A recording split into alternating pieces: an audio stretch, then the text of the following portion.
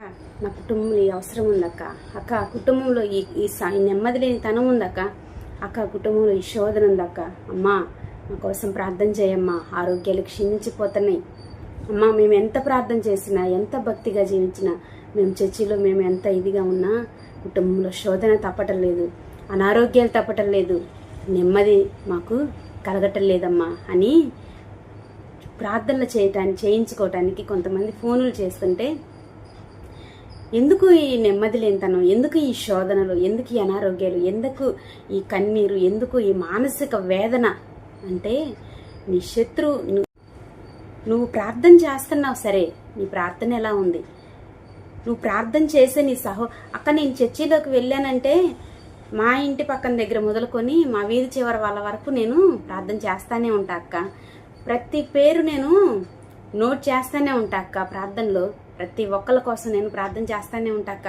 నేను ఎందుకు ఇలా అయిపోతున్నాను, నా లైఫ్ ఎందుకు ఇలా అయిపోతుందో, నా ఫ్యామిలీ ఎందుకు ఇలా అయిపోతుందో అని ప్రశ్నిస్తూ ఉంటారు. ప్రార్థన చేసేటప్పుడు నీ ప్రార్థన దేవునికి అంగీకారంగా ఉందా?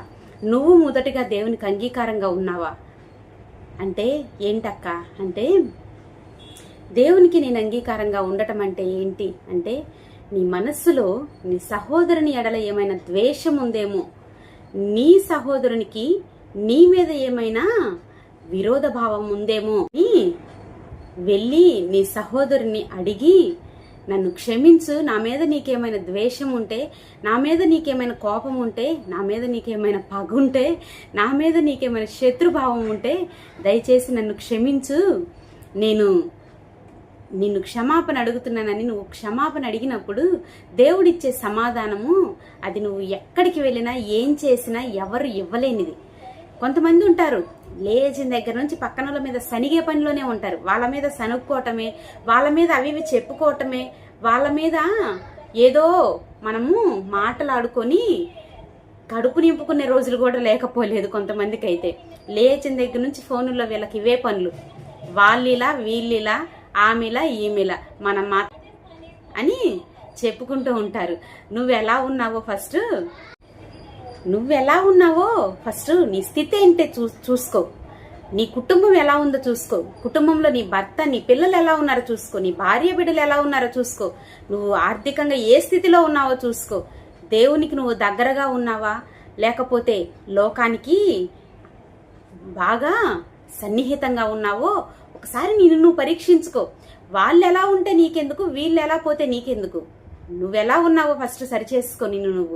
నువ్వు సరిగ్గా ఉంటే నీ చుట్టూ ఉన్న మనుషులు, నీ చుట్టూ ఉన్న పరిస్థితులు, నువ్వున్న ప్రాంతము నీకు ఆశీర్వాదకరముగా ఉంటది. నీకు సంతోషకరముగా, సమాధానకరముగా దేవుడు మారుస్తాడు. సనగటము, గొనగటము, ఆయాస పట్టుకోవటము, వాళ్ళు బాగున్నారే నేను బాగాలేదే, వాళ్ళ పరిస్థితి ఇలా ఉంది, నా పరిస్థితి, నీ మనస్తత్వాన్ని బట్టే నీ పరిస్థితి నిర్ణయించబడుతుంది తప్పితే నువ్వేదో ఏం చేసావని నీ పరిస్థితులు బాగుండాలి, నీ బుద్ధి మంచిదనా, నీ ఆలోచన మంచిదనా, ఎదుటి వ్యక్తి మీద నీ అభిప్రాయం మంచిదనా, ఎదుటి వ్యక్తి మీద నువ్వు మాట్లాడే మాటలు మంచివనా, నీ పరిస్థితి బాగుండాలి. లేచిన దగ్గర నుంచి వాళ్ళ మీద వీళ్ళ మీద సనుగుకోవటమే, లేచిన దగ్గర నుంచి వాళ్ళ మీద వీళ్ళ మీద కాని మాటలు మాట్లాడుకోవటమే. అక్కడ జరిగేది ఒకటైతే నువ్వు 100 దానికి జోడిస్తావు.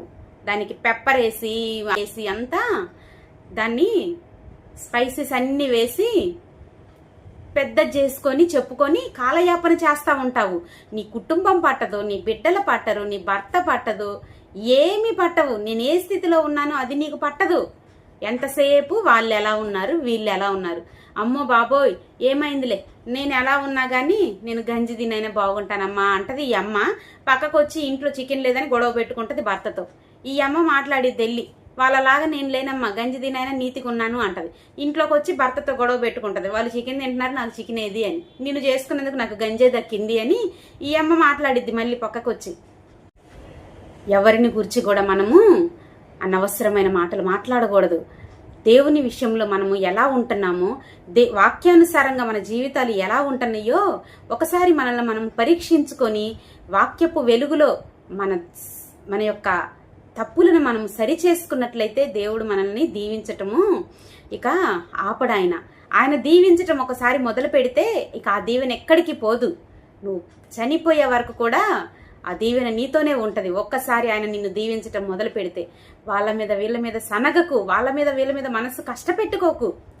నువ్వే స్థితిలో ఉన్నావు ఆ స్థితిలో ఆనందించు, ఆ స్థితిలో దేవుణ్ణి మహిమపరచు. అది నీకు క్షేమము, అది నీకు ఆశీర్వాదకరము. ఆ మనస్సును చూసి దేవుడు నిన్ను దీవిస్తాడు. మోషే మీద సనిగి ఏమయ్యారు? అహరోను మిర్యాములు ఏమయ్యారు? మోషే మీద సనిగితే దేవుడు అందుకే అంటున్నాడు, మోషే మీద సనిగితే ఏమంటున్నాడు? ఎందుకురా మోషే గురించి మాట్లాడతారు? ఆ మనిషికి కోపం ఎక్కువే, ఆ మనిషికి ఆవేశం ఎక్కువే, ఆ మనిషి తొందరపడ్డాడు. మీరు విసిగించిన దానికి ఆ మనిషి కోప్పడ్డాడు. మీరు ఆ మనిషిని పెట్టిన ఆ ఇదికి ఆ మనిషి ఆవేశపడ్డాడు, తొందరపడ్డాడు. కానీ మోషే ఎవరో తెలుసా? మోషే ఎలాంటోడో తెలుసా? మోషే ఎడల నాకున్న అభిప్రాయం ఏంటో తెలుసా? ఏంటంట? మోషే నా ఇల్లంతటిలో నమ్మకమైన వాడు అని దేవుడు మోషేని గురించి సాక్ష్యం ఇచ్చాడంటే అబ్బా చాలు కదండి కా బ్రతుకు. దేవుడే నాకు నమ్మకమైన వాడు, నా ఇల్లంతటిలో నమ్మకమైన వాడు మోషే అని సాక్ష్యం ఇచ్చాక ఇక అసలు ఎందుకండి, ఇక చాలు కదా ఇక బ్రతుకు. బ్రతికితే అలాంటి బ్రతుకు బ్రతకాలి. దేవుడే నిన్ను గూర్చి సాక్ష్యం ఇచ్చేలాగా బ్రతకాలి. దేవుడే నిన్ను తప్పించేలాగా నువ్వు నీ జీవితం ఉండాలి. దేవుడే నిన్ను ఆపద సమయంలో వచ్చి ఆయన అకస్మాత్తుగా నిన్ను రక్షించే విధముగా నీ భక్తి జీవితం ఉండాలి. అంతేకాని నీ కష్టాలు, నీ కన్నీళ్లు, నీ వేదన, నీ రోదన వెళ్ళి అందరికి పక్కింటోళ్ళకి, ఆ ఇంటోళ్ళకి, ఈ ఇంటోళ్ళకి, మనకు అందుబాటులో లేని వాళ్ళకి ఫోన్లు చేసి విసిగించి మరీ చెప్పుకున్నందువల్ల నీకు వచ్చే లాభమేమి లేకపోగా నువ్వు వాళ్ళందరిలో చులకనైపోతావు. నిన్ను వాళ్ళు చాలా చిన్న చూపు చూస్తారు. ఏదిలే ఉన్న దగ్గర నుంచి, ఫోన్ తీసిన దగ్గర నుంచి ఆ సొల్లు వినలేం మనము. ఆమె చెప్పే మాటలు విన్న వాళ్ళు ఇలా వీళ్ళు ఇలా ఇదే ఆమె చెప్పేది అంటారు.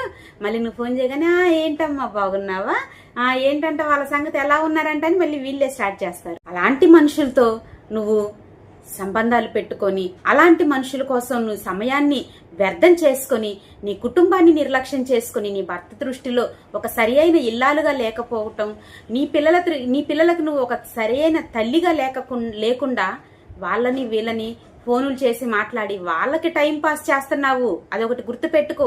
నువ్వు ఫోనులు చేసి మాట్లాడటం వల్ల వాళ్ళకి వీళ్ళకి టైం పాస్ అవుతుంది. వాళ్ళ కుటుంబాలు బాగానే ఉంటున్నాయి, వాళ్ళ జీవితాలు ఆశీర్వాదకరంగానే ఉంటున్నాయి. నీ జీవితం ఏమైపోతుందో, నీ కుటుంబం ఏమైపోతుందో, నీ భర్త దృష్టిలో, నీ పిల్లల దృష్టిలో నీ స్థానం ఏమైపోతుందో ఒకసారి ఆలోచించుకో. ఫోనులు చేసుకొని వాళ్ళ మీద వీళ్ళ మీద చెప్పుకొని, నీ భర్త మీద నీ బిడ్డల మీద చెప్పుకొని నువ్వు చేసుకున్నందువల్ల జాలి పడితే ఏం చేస్తారు? నీ ముందు జాలి పడతారు. నీ వెనక్కి వెళ్ళి దానికి చేతనవటల్లా, దాని కుటుంబం కట్టుకోవడం చేతనైతే మనతో ఇంతసేపు ఎందుకు సోది పెడుతుంది అని నిన్నే అంటారు. నీకు అది అర్థం అవ్వటం లేదు ఆ విషయం. మనుషులతో చాలా జాగ్రత్తగా ఉండాలి. మనుషులు చాలా భయంకరమైన వాళ్ళు. నువ్వు చెప్పేది నీ ముందు బాగానే వింటారు, నీ వెనక్కి వెళ్ళి నిన్ను నానా రకాలుగా అంటారు.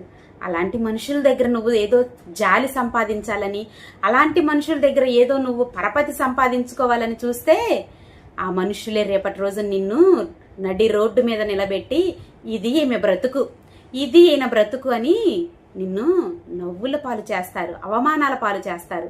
మనుషులతో కాదు, దేవుని బిడ్డలతో నువ్వు సంబంధం కలిగి ఉండు. దేవుని బిడ్డలతో నువ్వు అనుబంధం కలిగి ఉండు.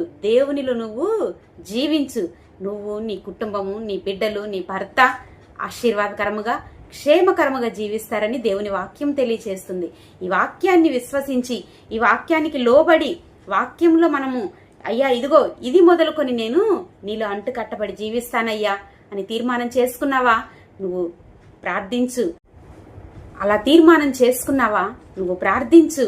దేవుడు ఈ క్షణమే ఇదిగో నీ పక్షంగా కార్యాలు చేయటానికి ఆయన సంసిద్ధుడై ఉన్నాడు. ఆయన దక్షిణ హస్తము చాపి ఉన్నాడు నీ హస్తాన్ని పట్టుకోవటానికి. నీ కుడి చేతిని పట్టుకొని ఆయన నీకు ఆశీర్వాదాన్ని నీ ఒడిలో పోయటానికి ఆయన సంసిద్ధంగా ఉన్నాడు.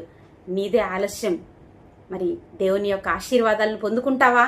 దేవుని యొక్క కృపలో నువ్వు వరితిల్లటానికి ఇష్టపడతావా? అయితే నీ కుడి చేయి ఎత్తి ఆయనకి చూపించు. ఆయన ఇప్పుడే నీ చేయి పట్టుకొని నిన్ను నడిపించటానికి ఇష్టపడుతున్నాడు. దేవుడు మిమ్మల్ని దీవించునుగాక. ఆమేన్.